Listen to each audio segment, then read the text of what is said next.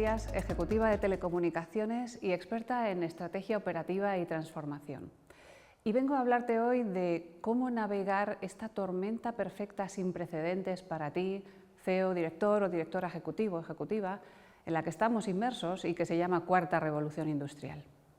Yo llevo 2 décadas en la industria de las telecomunicaciones, soy ingeniera, impulsando el crecimiento, la rentabilidad y la innovación como responsable de Europa y también a nivel global.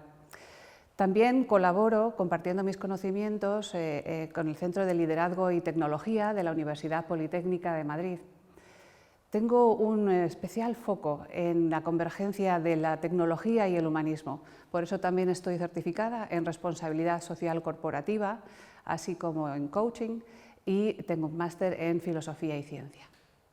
Aún no te cuento nada nuevo si te digo que estamos viviendo en un paradigma sin precedentes. Pero déjame que ponga un poco de contexto. Y es el que nos dice que en los últimos 5 años hemos tenido más cambios y avances tecnológicos que en los últimos 50. En definitiva, la tecnología está cambiando nuestro paradigma como sociedad a una velocidad tal que no estamos siendo capaces de seguir, tal y como predijo Google en esta gráfica. PricewaterhouseCoopers ha publicado en 2024 el resultado de su estudio después de entrevistar a más de 4.700 CEOs durante 2023, de los cuales el 68% estaban en empresas no cotizadas, y les preguntaba acerca del impacto de la tecnología en sus industrias. Pues bien, casi el 40% de los CEOs entrevistados están convencidos de que sus compañías dejarán de ser viables en los próximos 10 años si no cambian nada, si siguen haciendo lo mismo de la misma manera. Es decir, se impone un imperativo urgente de reinvención. Y este temor, esta película está basada en hechos reales. Ya en el 2017, hace 7 años, la publicación Harvard Business Review constató cómo más de la mitad, el 52% de las empresas que estaban en la lista Fortune 500 en el año 2000 habían desaparecido por la disrupción digital. Si tuviéramos que pintar en una sola foto, en una especie de mind map, ¿cuáles son los elementos que están hoy formando parte de esa tormenta perfecta para todo CEO, para todo líder? Lo describiría un poco de esta manera, y es que a los resultados como principal desafío de toda compañía, tener que dar los resultados, se añaden una serie de elementos como el contexto macroeconómico y geopolítico, con una inestabilidad que tiene una inflación creciente, que tiene unas previsiones de riesgo global que siguen decreciendo, y esto insta a todas las empresas a hacer una gestión mucho más eficiente de sus gastos y a reducir los costes. La cadena de suministro que se vio rota durante la pandemia, y esto lleva a las empresas a tener que enfocarse en evitar los sobrepedidos y en buscar soluciones de largo plazo. Pero luego venimos los clientes que formamos parte del mercado con nuestra triple X, la de las expectativas exponencialmente crecientes en experiencias. Y esto está obligando a las empresas a ofrecer experiencias cada vez más inmersivas, no solo en el espacio físico, sino también en el metaverso, en el virtual. Y esto impacta de lleno a toda la industria del retail, pero no solo. La tecnología ha acelerado la transformación digital en estos 4 años, de la que ya llevábamos hablando durante una década. Y es que a la automatización y digitalización de los procesos se añaden ahora tecnologías como la IA, el 5G, el blockchain, la nube, que deben formar parte de los mimbres básicos de cualquier operación de la empresa. Es decir, toda empresa, repito, toda empresa debe verse a sí misma como una empresa tecnológica. Esto obliga a rediseñar interfaces y procesos, habilitando la interlocución con máquinas inteligentes. ¿Y a qué lleva esto? A intensificar la guerra por el talento, esas habilidades digitales que no están disponibles a la velocidad necesaria, obligan a su vez a acelerar el reskilling, el reentrenamiento de la propia plantilla de los empleados.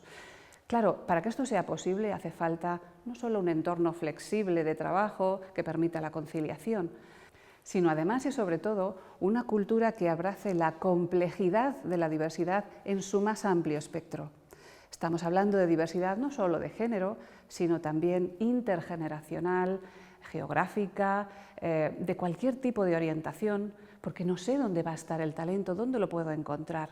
Esa complejidad es the new normal, la nueva normalidad.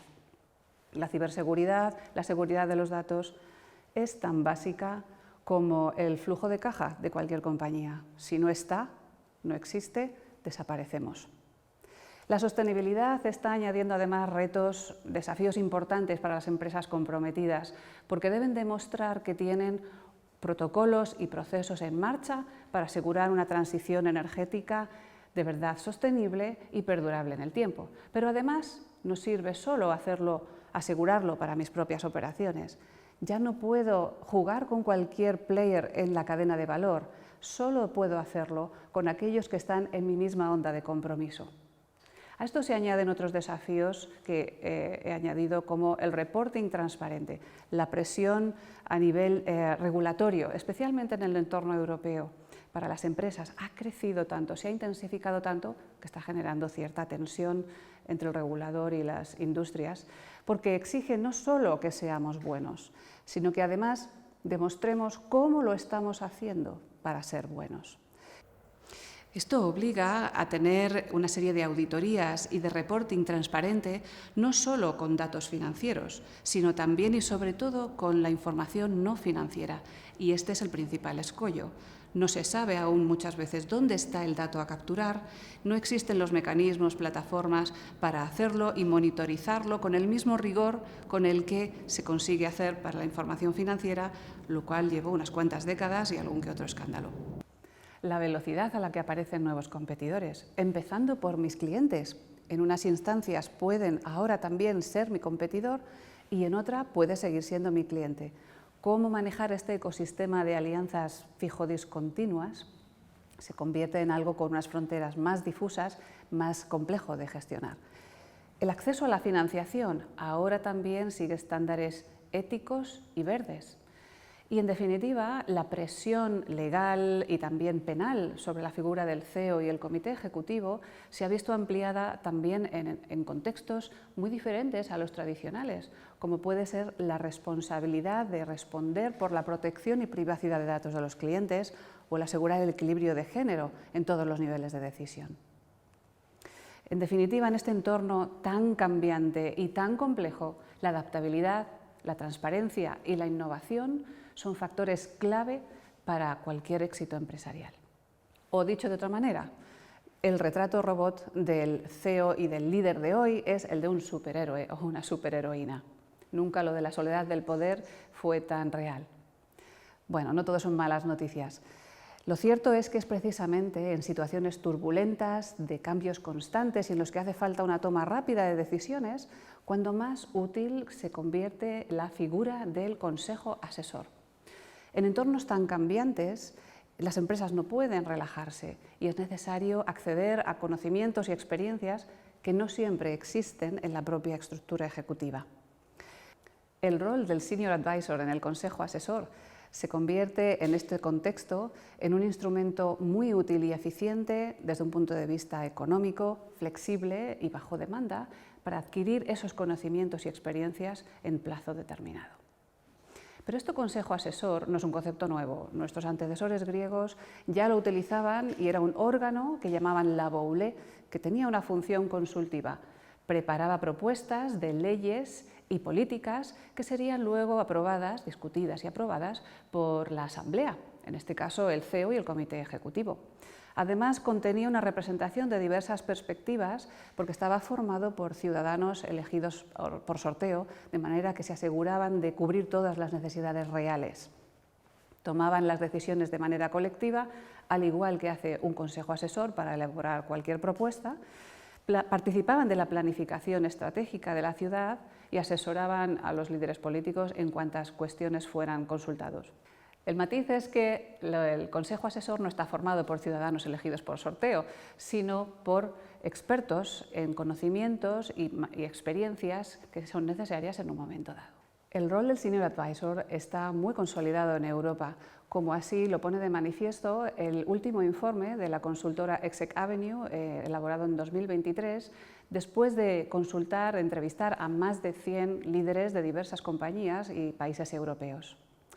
Países como Italia o Francia ponen de relieve cómo la figura del Senior Advisor les está ayudando a generar el contexto de confianza necesario para debatir con el CEO nuevas ideas. Otros países como Reino Unido o Países Bajos enfatizan además la utilidad que está teniendo para completar ciertas competencias en un determinado plazo. La figura del Senior Advisor se convierte así en un instrumento muy valioso en esta época de disrupción tecnológica para ayudar a definir la estrategia operativa para crecer mientras nos transformamos sin perder la esencia de nuestra compañía. Yo llevo 2 décadas en la industria, como te he dicho, y déjame que te cuente 2 ejemplos. Desde el año 2017 lideré como directora de operaciones para la división de redes fijas en Europa, en Nokia, la transformación de la estrategia operativa y de los mecanismos de control de OPEX. Diseñé e implementé una gobernanza que nos permitió crecer, un crecimiento orgánico de 100 millones de euros anuales en los 2 primeros años sobre un volumen de facturación de unos 550 millones anuales. Para ello diseñamos una red de embajadores del cambio a todos los niveles, que fue un instrumento crucial para ayudarnos a realizar una gestión impecable de la comunicación, del cambio, de qué herramientas, tecnologías, procesos íbamos a cambiar. Esto nos convirtió a la unidad europea en un referente de predictibilidad, de fiabilidad de la predicción, de crecimiento y de cumplimiento al final ante los accionistas. ¿Por qué? Porque tuvimos muy en cuenta en nuestra matriz de riesgos que toda transformación en realidad basa su éxito en un 80% en las personas y en un 20% en la tecnología que vamos a cambiar.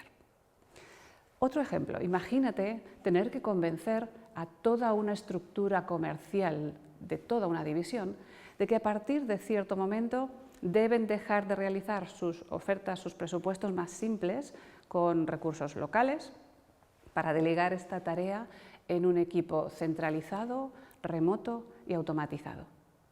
Precisamente en la matriz de riesgos tuvimos en cuenta que podía ocurrir el efecto contrario al deseado, y era que el grueso de nuestros pedidos al final se retrasara. Pues bien, aquí, trabajando desde Dubái con una estructura de comerciales distribuida por todos los mercados, tuvimos muy en cuenta en esa matriz de riesgos las diferencias culturales. Y esto fue clave para ayudarnos a implementar una estrategia de precios inteligentes que nos permitió mejorar la rentabilidad en un año. Te cuento todo esto porque, así como no hay un líder ahora mismo que tenga todas las respuestas a las nuevas preguntas, tampoco existe una receta única que permita saber qué esfuerzo, qué inversión priorizar para adaptarme a la nueva realidad mientras sigo creciendo y no perderme por el camino. ¿Cómo lo hice yo? La palabra clave todo este tiempo fue la colaboración. Y yo hoy también estoy aquí para ayudarte a ti a tener éxito.